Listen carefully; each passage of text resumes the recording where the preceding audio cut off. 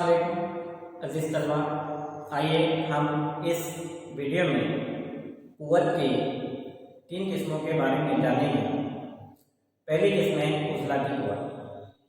एक फिर छोटी क्लिप देखिए आप। घोड़ा है, गाड़ी को खींच रहा है।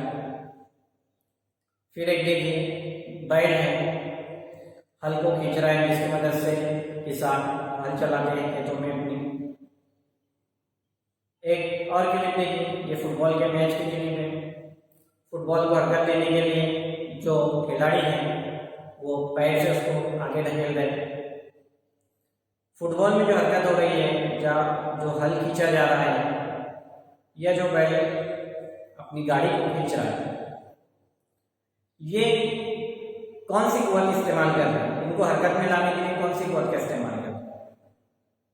तो आप अंदाज़ा लगा सकते हैं कि ये अपनी उज़ला की कुव्वत का इस्तेमाल करते हैं। जैसे कोई खिलाड़ी है, वो अपने पैरों से उसको ढकेल रहा है और बैल जो है अपनी उज़ला की मदद से गाड़ी को खींच रहा है। उज़ला के जरिए लगाई हुई कुव्वत को उज़ला की कुव्वत कहते हैं। दूसरी कुव्वत सकली कुव्वत। आप कोई भी चीज ऊपर उछालिए, कुछ दूर जाकर वापस वो नीचे आ जाती है। क्यों? क्योंकि जमीन में एक ऐसी कुव्वत है जो तमाम दुनिया की चीजों को अपनी तरफ कशिश करती है। उसे जमीन की सकली कुव्वत कहते हैं। जमीन हर चीज को अपनी तरफ कशिश करती है। इसका पता एक साइंसदान सर आइजैक न्यूटन ने लगाया था। एक मरतबा वो सेब के दरख्त के नीचे बैठे थे कि एक सेब उनके सर पर आकर गिरा। उन्होंने सोचने लगे कि ये ऊपर क्यों नहीं गया, नीचे क्यों आया। फिर उन्होंने मुख्तलिफ तजुर्बात किए और ये पता लगाया कि ज़मीन में एक ऐसी कशिश है जो चीज़ों को अपनी तरफ कशिश करती है। इसलिए कोई भी चीज़ ऊपर जाने के अगर आप उछालते हैं, ऊपर जाने के कुछ देर बाद वो नीचे आ जाती है। ज़मीन में एक कशिश होती है जिसे सकली कशिश या कशिश सकल कहते हैं।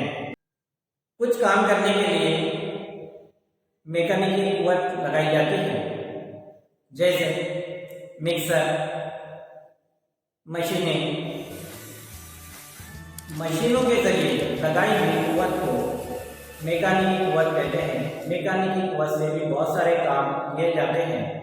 आजकल आप देखते हैं कि हल चलाने के लिए बैलों की बजाय ट्रैक्टर का इस्तेमाल किया जाता है। ये मैकेनिकल जो मशीनें हैं, मैकेनिकल जो काम करती हैं, ये मशीनें पेट्रोल और डीजल की मदद से चलती है। एक छोटी सी सरगर्मी करके देखते हैं। मेरे हाथ में एक पत्थर है। ये पत्थर को हम उछालते हैं। आपने इसके आवाज़ गौर से सुना है।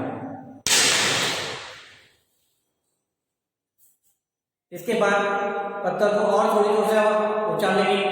उसके बाद आपने आवाज़ सुनना है और गौर करना है कि कौन सी आवाज़ में फ़र्क ज़्यादा आता है। क्या नज़र आया या सुनाई आपको ये देता है कि जब हमने पत्थर थोड़ी करीब से देखा था, पत्थर की आवाज़ कम थी, लेकिन जितनी ऊंचाई से पत्थर नीचे आता है उसकी आवाज़ ज़्यादा होती है, क्योंकि ज़मीन उसको ज़्यादा तेज़ी से अपनी तरफ कशिश करती है।